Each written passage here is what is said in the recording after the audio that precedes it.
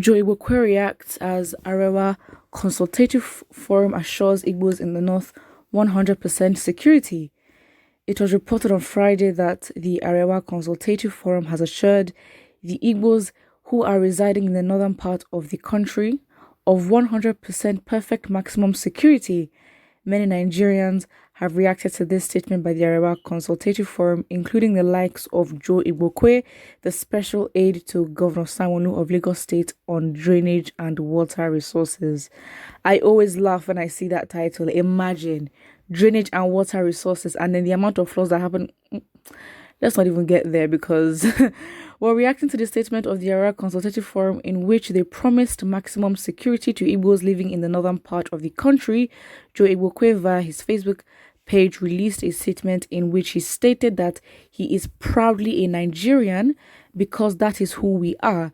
Below is the screenshot. Okay, so basically they put a screenshot here, and what he says is, quote, Arewa Consultative Forum assures Igbos in the north of 100% security. That is who we are. Proudly Nigerians. Peter Okwara. Well, I mean, I'm just, we didn't ask for a backing. We didn't ask for a backing. No one asked for you to give evidence, or, because again, it's like, it's how do I say it? I want to be careful with my words.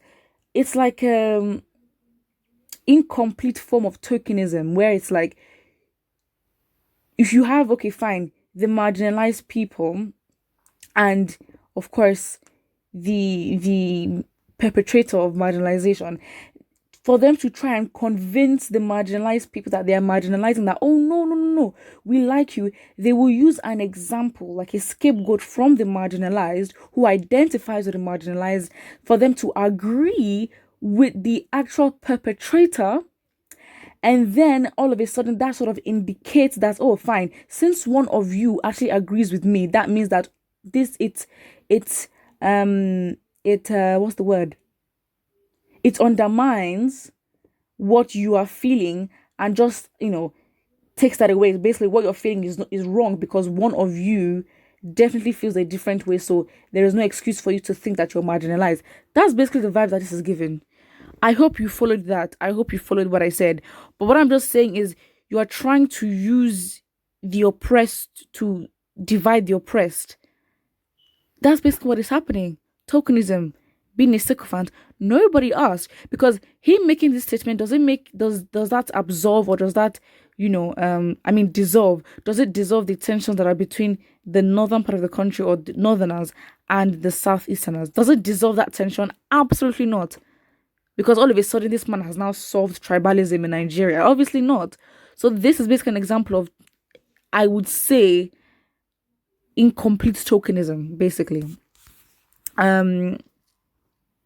Yeah.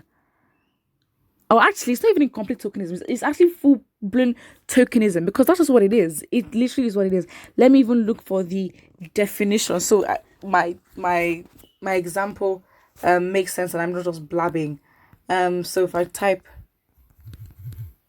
tokenism meaning, so it means it's a practice of making only a perfunctory or symbolic effort to do a particular thing, especially by recruiting a small number of people from underrepresented groups in order to give the appearance of racial inequality within a workforce or anything. That's probably within a workforce, but I think this definition can obviously be related in this, can relate in this kind of form. That's what it is. Let's look at the comments section. Somebody here says, leave Joe alone. When the dance of the Fulani starts dancing around him, we shall see where he will run to. Okay. Somebody here says, but it appears this man is getting mad because he comments on everything the Buhari and APC he is supporting. How many times I've heard him, even though the attack is directed on him, Buhari never. Okay, I'm just this person. This is not making sense. Somebody here says, but the killing of farmers at Igamu in Ibadan and destruction of a youth farm in Ebu, how Delta State by herders will pay for that? How does this relate? People just be commenting. Someone says you can dress like a Yoruba, which you're not. Rejected Sabo. Nothing wrong with wearing it, but the man, you have shamed your kingsmen. I guess this person trying to give an analogy to sort of, develop on this tokenism thing. Honestly, this is just pure tokenism. I think that's the best word to use.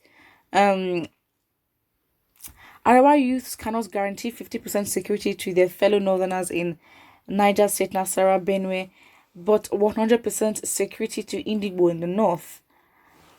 I'm like, you want, I mean, okay, fine. It's a different thing if you want to okay, you make a statement, but then what do you have to prove and back it up? Because, again, it's just like, why should Igbos now all of a sudden trust you? I mean, I read this article, I think yesterday, talking about how, I'm not sure what form it was, but apparently in a northern state, there was a section where there were well high earning Igbos who are living there, like in a proper estate with big houses and all that. And apparently, the organization was trying to make a point as though, that the northerners should also be able to buy land or buy houses there where the Igbos mainly reside, in order to, dim down and diminish the ethnic tensions as well as insecurity. And it's just like,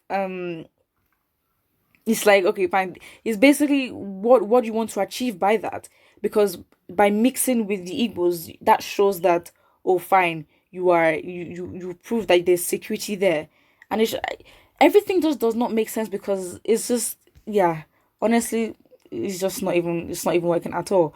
But yeah, I don't know how you want to approve and confirm 100% security when you're the most, well, you've been the most insecure region in the country, and you don't even put in effort to try to make the government hear your voice as to how they should stop, or how they should fix the insecurity in the state. It's just all a bit hypocritical. Not even hypocritical, it's just shameful, to be honest, because it's like, why?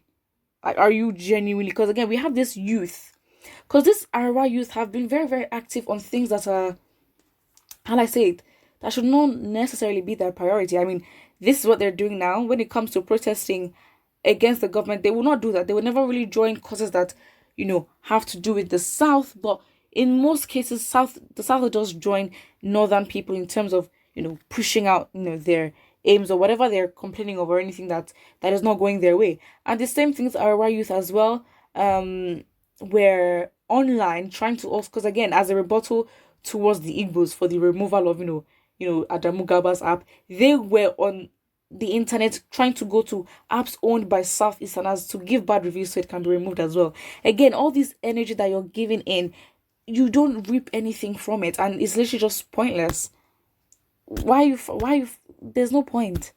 So again, it's like the Aurora youth specifically, this is just a consistent back to back, unfruitful endeavors, because it's just like, it's just not getting anywhere, and the things you're meant to be doing, you're not doing it, especially for your own people first. Put what you think about this in the comment section below, and don't forget to like and subscribe.